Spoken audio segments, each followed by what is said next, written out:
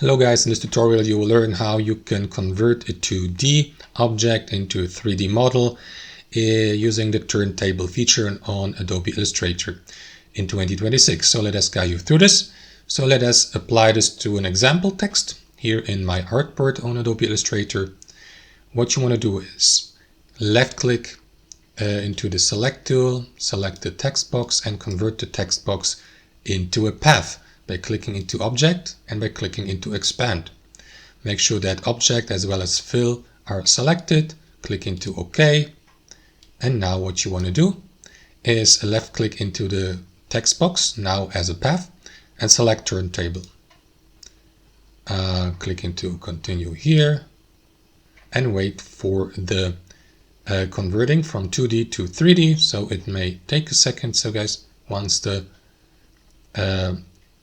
once it has been finished, you will be given the opportunity to rotate the given object, to view it from different angles like a 3D object. So let us give it a second and I'll see you guys in a moment.